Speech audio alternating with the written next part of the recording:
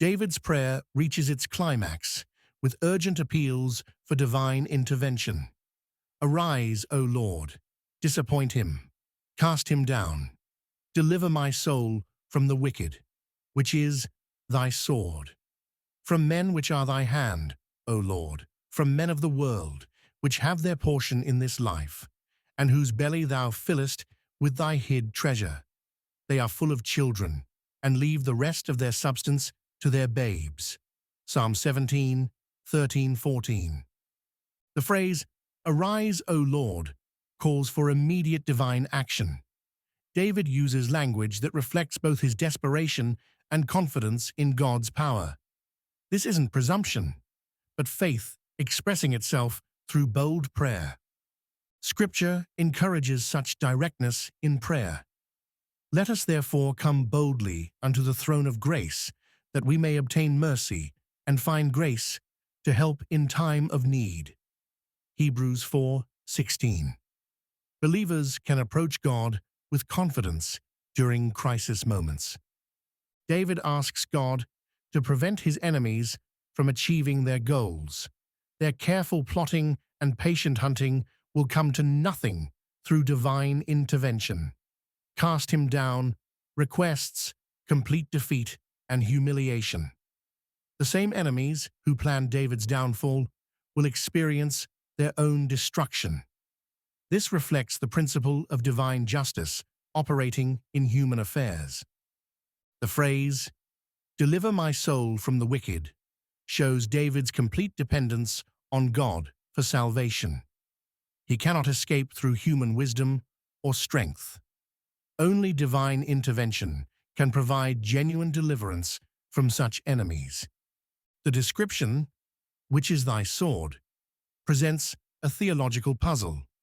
The words which is are not found in the original Hebrew text.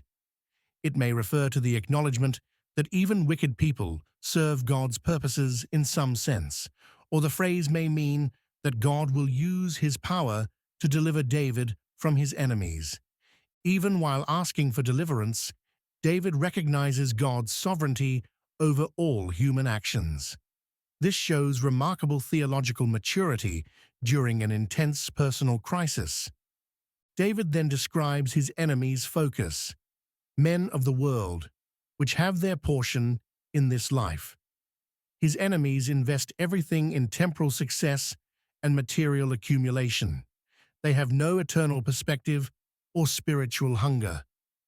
Jesus warns against such thinking. For what is a man profited if he shall gain the whole world and lose his own soul? Or what shall a man give in exchange for his soul? Matthew 16:26. Worldly success means nothing without spiritual life. The phrase, whose belly thou fillest with thy hid treasure, describes divine blessings that the wicked often misuse.